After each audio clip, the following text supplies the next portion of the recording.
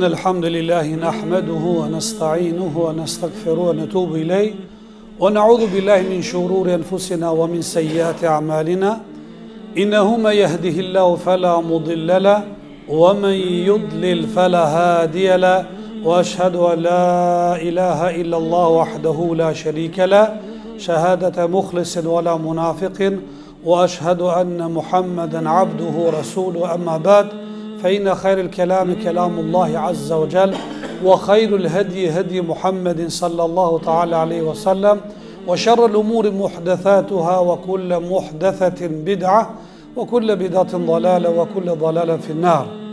Falenderojmë Allahun e madhëruar i cili na mundsoi që të përjetojmë mirësitë e muajit të Ramazanit me ndjenjat, me kënaqësitë të papërshkrueshme, ndërsa selamat dhe salavatet qofshin mbi mësuesin tonë, edukatorin suprem Muhammedin alayhi salatu wassalam, i cili ishte model dhe urnik më i mirë se si duhet me qenë sjellja e besimtarit gjatë muajit të Ramazanit.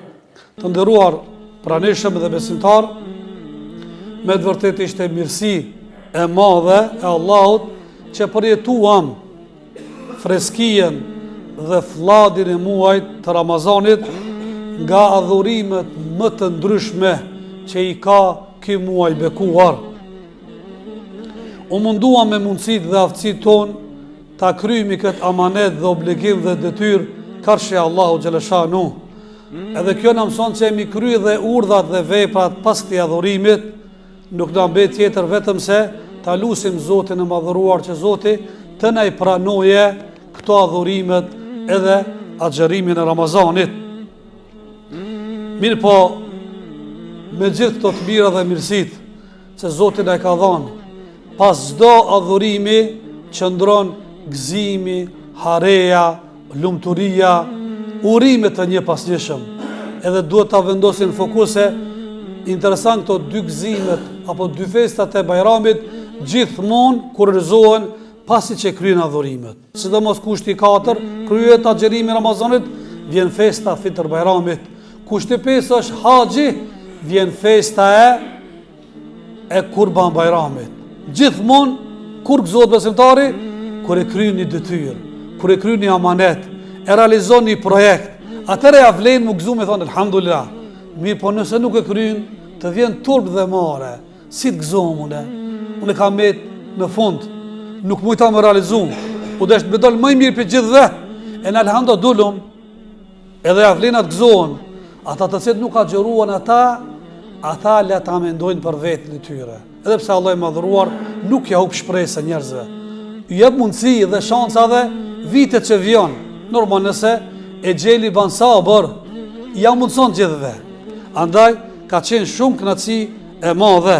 Andaj le të vazhdojmë këto lidhje që kena pas në Ramazan me Allahun, me familjen, me të afërt, me miqt, me shtresat njerëzve që janë solidar, sikurse fukaraja, të varfit, skamnorët, jetimet, të vejat, hallexhin, mos ndërpresim, nga se ai Zot që ishte Ramazan, ai mbet Zot edhe mas Ramazanit. A nuk e kënë dëgjuar fjallën Allahu që thotë në Kur'an, wa'bud rabbeke hatta ya'tiyaka al-yaqin. O njeri, o ju njerëz, adhuroni Zotin tuaj derisa t'ju vijë vdekja, jo vetëm një sezon, jo vetëm një periudhë. Vazhdo se Zoti është edhe mas Ramazanit, edhe mas 2006-s. Deri kur? Derisa ekziston kjo botë, ai na mbikëqyr, ai na furnizon, ai na menaxhon, ai rregullon çdo send. Zoson është në dorën e tij, andaj vlen. Ato që i përjetuam këto të mira, këto gëzimet, a dojmë të përjetojmë sërish? Po si jo, kena dëshirë, se kena ndjek kënaqësi të madhe, atëherë sikur se thoti, vazhdojmë të njëjtën tempo të Ramazanit. Jo bash në atë formë se normal se Ramazani ka ato mundësit që si ka jashtë Ramazanit, se hapën dyrët e xhenetit, mbyllën dyrët e xhenemit, mirë po, do të jetë mjaftuese 30 ditë që qëndruam besnik amanetit Ramazanit, a jetë mësoj dhe mas Ramazanit. Të vazhdojmë të imajmi lidhjet. Andaj mesazhi i kësaj festës është se dini se sikur që ndërtuam fetarin tonë në Ramazan, mos ta prishin, mos ta çrenjosim. Pasi që ndërtuam në formën më të mirë, sikurse ndërtesën që e ndërton duke hedh betonin më të mirë, cimentin më të mirë, duke vendos ekrat më të mira, duke rregulluar me kate dhe kate, e pastaj duke mobiliru, e pastaj dekorimet, do të ishte çmenduri, pasi ke përfunduar, i ki manit të gjithë njerëzit që jeton rreth e përqartë kësaj ndërtese, e me ardhe dhe me thonë, dëgjoni, prej tash do ta prishi dhe do ta çrenjosi. Do thonë tjerët, i çmendur kana. Ky ka lujt. Kështu i gjona e njëri që Ramazan ke i bukur, e ndërtoj fetarin e vet, ishte i moralshëm, i sa i qetë ishte Ramazan, sa bukur, me po në kohë të iftarit që këtë në shtëpi, munoj ke ti kesh raportet me gjithë mirë.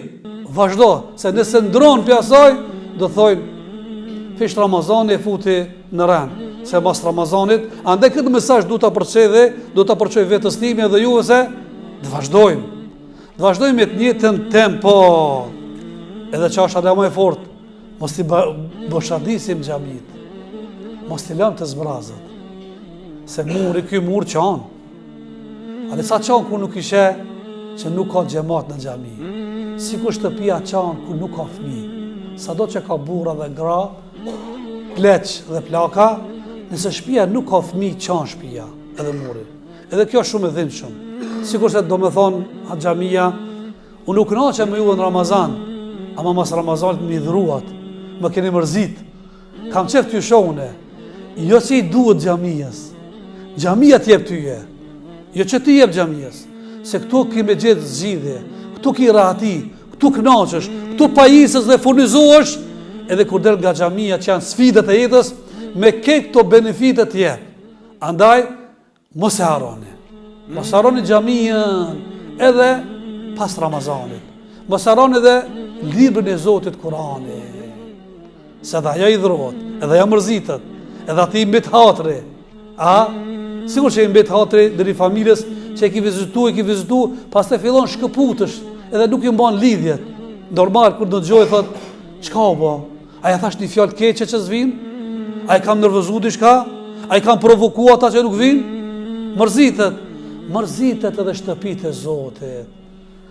Sa do që është e bukur xhamia, aja që e pshije, kuptim, jetë dhe sens, kur vinë xhamatët, duke bërë ruku dhe sejdë, gjathrot, i vjen shpirti, sikur se peshku i cili është në ujë dhe deti. Momentit që del, sun me frym, nuk ratohet, duhet ta kthesh. Andaj kjo është prej mesazheve. Prej mesazheve është, tash alhamdulillah, këto madhurimet, tash duhet të përqafohemi dhe të afrohemi mes veti. Ta shtrimi dorën e urimit, e përgëzimit, e mos dëgjojmë se ka akoma në mesin ton, në rrethin ton, shoqërinë ton, Allah ka idhnime mes ton. Shumë është e dhimbshme o vëllezër, kur dëgjoj alesh ka më e dhimbshme dhe më e mjerueshëm, kur ata mund me qenë namazli të xhamisë, e këto nuk flasin mes veti. Shka i ka nda? Dunjaja, deri biznis. Po biznisi nda. Dunjaja vëllezër, nuk na ndon diçka që është diçka thelbësore. Deri plaçk, deri biznis, diçka e dunjas, deri tender, që ka me kalu, s'ka me meta skujt, o vëllezër. Andaj tash, trokit derën e familjes, farefisit, merë telefon të paktën, o gjo familje kam larkë në mërgat, elhamdulillah telefoni, me njëre merë telefon dhe ja uron, se ti ja vlen, pasi që kja gjëruar, t'ja shprejsh gëzimin, o Zoti të dhash lumëturi, të dhash shëndet, të dhash bërsi, të dhash pasuri, të dhash jetë të lumëtur. Urimet nuk duhet të ndelen në vllazër, se do mos përgjalli. Mos pashtrohemi dhe njëri bëjmë disa veti, shkojmë te i vdekur. Ai ka shkuar që tek Zoti.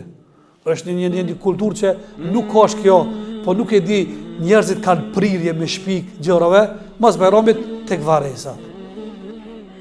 O vëllezër, ti gjallën e gëzon, jo të vdekurin. Vdekuri ka mas Bajramit kur du shkon, edhe pse mundesh edhe këtu nga xhamia, duke bë dua, i çon selam dhe mesazhe. Momentit që bën dua, Rabbena ighfirli wa liwalidayya wa lil mu'minin, o Zot fali edhe ata besimtarë që kanë vdekur përpara neve. Gëzimi bëhet me të gjallërit, jo me të vdekurit. Mi po ne kemi një zakon të keq. A ki pas sa është baba gjallë, nuk e vizitojmë. Kur vdes, çka bëjmë? Një deklarat, mos ma vorosni babën, para se të viju në prej Gjermanie, edhe nëse s'ka 2 ditë, e ki knaq.